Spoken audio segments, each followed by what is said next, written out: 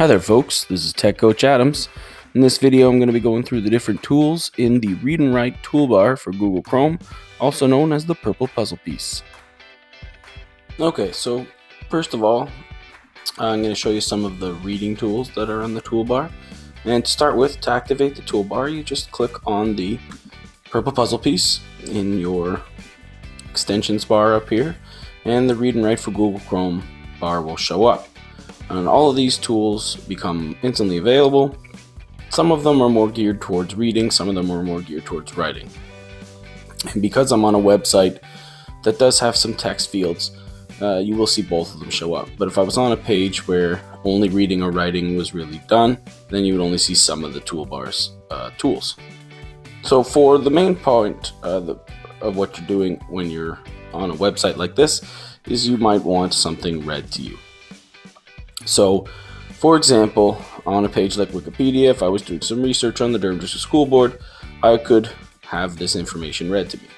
Now, there is play, pause, and stop, but on a page like this, that would not be your best option. Because if I were to press play right now, it starts reading from the sidebar on the side, which is not the part that I want read. So, the second tool here is called hover speech. This is a more appropriate tool when I'm trying to read a web page where it doesn't simply go text from the top left-hand corner to the bottom right, like a document. So if I turn on hover speech, most of the other tools get grayed out except for play and pause. Now, wherever my mouse happens to stop and hover, I don't have to click. It will then start reading from where my mouse was.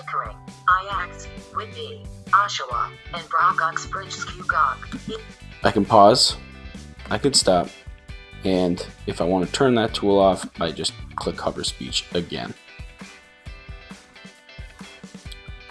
Some other tools that are handy while you're reading are tools like the dictionary tool, which, just like any other dictionary, if you double click on a word, it will give you the word and the various definitions of that word.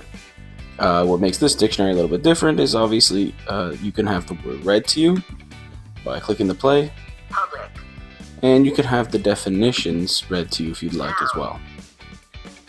If you are in public, you are out of your home and around other people. So that's the dictionary tool. There's also a picture dictionary tool, which is great for younger students. They can double click on a word and it will bring up pictures that are representative of that word. It's really good for ESL, ELL students as well as younger students who have trouble with reading but understand what pictures mean. By and large, one of the most popular tools for reading and especially for research purposes are the highlighter tools. If I'm on a website like this and I find some things that are worthy of highlighting, I can just click and drag to select the text and choose any of the colors of highlighters.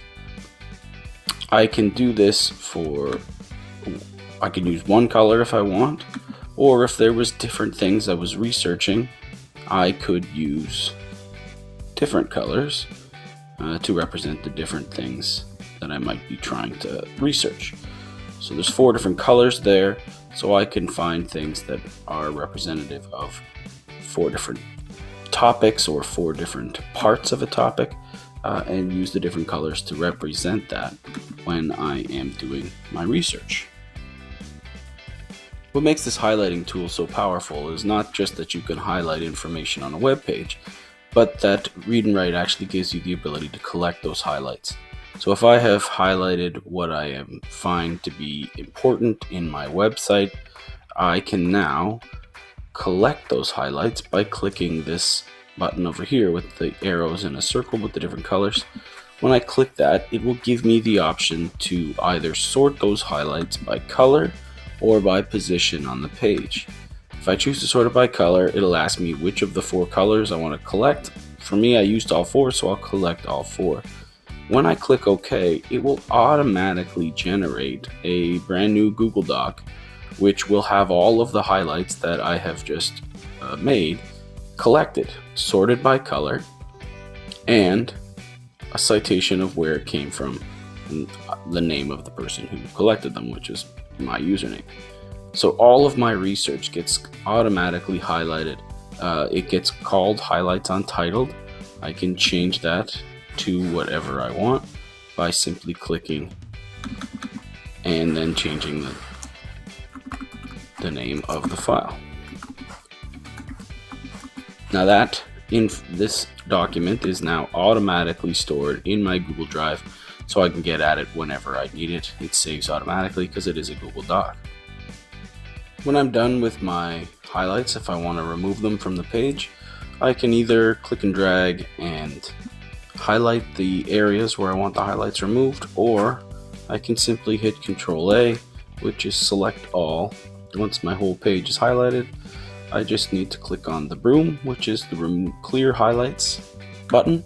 By doing that, it removes all the highlights from my page. Some other useful tools when you are trying to read a page are tools like the screen mask. This is really handy for students who lose their place or have trouble with all the other things going on the page. You can add a screen mask which shades out part of your screen and leaves what's called a reading light wherever your mouse is. So as I scroll through the page, I can see exactly the line that I am reading. There's some options in here that I can change by clicking on the cog, like the color of the light, the color of the background, how dark or light the background opacity is, and so on. And the vocabulary tool, this one over here, is another good one. If you have a bunch of words that you have highlighted, not so much sentences, but just words that you want to build a vocabulary list of, you can take those words, and by clicking the vocabulary button, much like the collect highlights, it will create a Google Doc, but instead of just collecting those words, it will actually build a vocabulary chart out of those words, where it will take the word, put it in one column, add pictures, the definition, and then leave a column for notes. So some other tools that are used a little less frequently, but are still sometimes handy. One of them is the screenshot reader. This allows you to sometimes read words that are embedded in images. So the Wikipedia logo here is actually an image, so the computer doesn't recognize it as text, but if I use the screenshot reader, it will look for recognizable text characters and then read them once it figures it out. The one right beside that is the audio maker. This will have the computer read the entire page, again from top left to bottom right. So on this page you would end up reading all the menu bars and stuff, but it'll read it all and then it'll save it as a downloadable MP3 file. And then the last one is actually quite handy, but it doesn't get used all that often. It's the Simplify Page button. This is the one where if you are on a website and it's maybe at a higher reading level than the student is comfortable with, they can click this and it will, first of all, take away all the pictures and everything else off the page. And then it'll give you the ability to simplify the page by clicking the minus and the plus button. If I click the minus button, it will simplify the text in that page. And by simplify, it doesn't just pull out random words. It will actually, there's an algorithm built in there that will actually make the text simpler to read by shortening up and changing some words around, but try to keep the main idea of the text the same. You can also change the contrast. If the white on black is hurting your eyes, you can change it to black on white. And if you hate your eyes, you can make it yellow background with blue, or the opposite of that. For writing with the Read and Write toolbar, you can access it by clicking the dangling puzzle piece, and then the menu bar comes up. Many of the tools are the same, but there are a few that are specific to writing, like, for instance, the Check It tool, which is like a spelling grammar check as they type. The most popular tool, by and large, is the Talk and Type tool, which when you turn that on, it immediately starts listening and typing whatever I'm saying. it does a really good job of listening and getting the words that I'm saying and getting them all on the page. What it does not do is add any punctuation to what I'm saying. It writes it in one giant long run-on sentence, unless I say the name of a punctuation mark, like if I were to say period, new line, it would then start typing on a new line.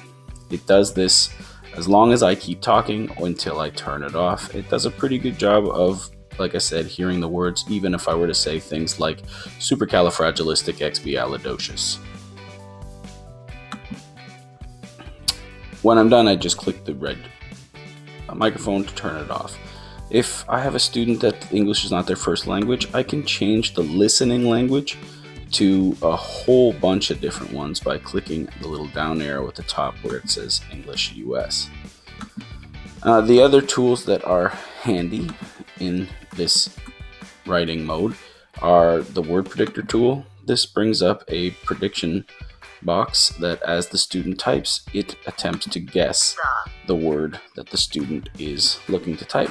As they type things, it will adjust what it thinks you might be trying to type, and as they see it, they can click on it and put it in. It'll also read the words out loud if you hover over them.